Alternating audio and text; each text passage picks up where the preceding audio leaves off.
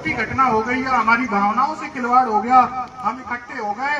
ये दौर, ये समय वो है कि हमें बड़े आंदोलनों के लिए हमेशा सड़कों पर रहना पड़ेगा, नहीं तो ये सरकारें हमें उजाड़ देंगी। आपको एग्जाम्पल देता हूँ, आपकी रिश्तेदारियां होंगी बांदीपुरी में, 21 गांवों की जमीन, ये जो दिल्ली बॉम्बे कॉरिडोर निकला है डीएमआईसी, आपके पास फोन है, आप उसको सर्च करना, ये बहुत विनाशकारी हाईवे निकला है।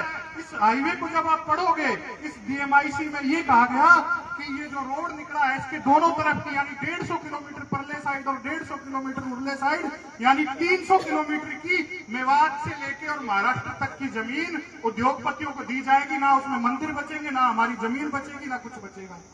ये सिर्फ हमारे आराध्य हैं देवनारायण महाराज जी, हमारे जितने भी लोक देवता, जितने भी कुल देवता हैं वो हमारे लिए सब सम्मानीय है। लेकिन साथियों, ये लड़ाई सिर्फ इस मंदिर तक या इस जमीन तक नहीं है, ये लड़ाई हम सबकी साझी है। जब तक इस देश का, इस धरती का किसान, इस धरती की किसान जातियां एक साथ नहीं आएंगी, तब तक ये चलता रहेगा। गुर्जर अकेला लड़ता रहेगा, जाट अकेला लड़ता रहेगा, आहिर अकेला लड़ता रहेगा, मेघवाल अकेला लड़ता रहेगा, जाटव अकेला लड़ता रहेगा। हमें मुसलमान, सिख, हिंदू में बांटा जाता है। मैं जाट समाज से हूँ, सिख हूँ, तो क्या मेरा डीएनए अलग हो गया क्या? अरे हमारी गोत्र उनमें मिलती है, क्या गुर्जर सिख नहीं है? क्या गुर्जर हिंदू नहीं है? क्या गुर्जर मुसलमान नहीं है? ये एक बहुत बड़ा वहम पाला गया। नहीं तो हमारा जहां से हम बैठे हैं, इस धरती से लेकर कश्मीर, कश्मीर से पाकिस्तान, ईरान, इराक तक ये जाट गुजरी तो है, और कौन बच रहा है वहां पर? लेकिन हमें कम संख्यक बताने के लिए, हमें कम बताने के लिए इन्होंने हमें जातियों में बांट दिया। नहीं तो अगर हमारी जातियां एक हो जाए तो इस एशिया में सबसे बड़ी कौम है, हम ही तो हैं। अरे जाट गुजर ही तो चलाएंगे, और कौन चलाएगा? लेकिन हम बढ़ जाते हैं, हम जाट पिटता है तो गुजर नहीं आता, गुजर पिटता है तो हिर नहीं आता।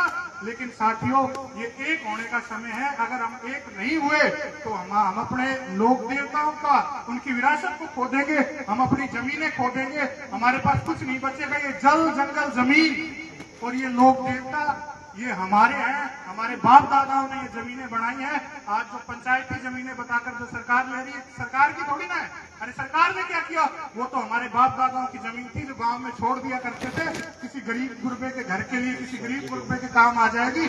आज सरकारें हमको किस तरीके से लूट रही हैं। ये किसी के माई बाप की जमीन किसी सरकार की नहीं है, ये हमारे बाप दादाओं ने मेहनत की है, उनकी जमीनें हैं। साथियों, आज आप इस पंचायत में आए हो, पंचायतें होती रहेंगी, हम सब सड़कों पे आते रहेंगे, लेकिन एक चीज हमें याद रखनी है कि एक बार हमें इकट्ठा होकर एक जाजम पर बैठकर सब किसान जातियां जब तक एक साथ नहीं आएंगी, तब तक कुछ भला नहीं होगा। जब तक हम एक दूसरे से कटते रहेंगे, जब तक हम एक दूसरे को राजनीतिक दृष्टिहीनता से देखते रहेंगे, हमारा भला नहीं हो सकता।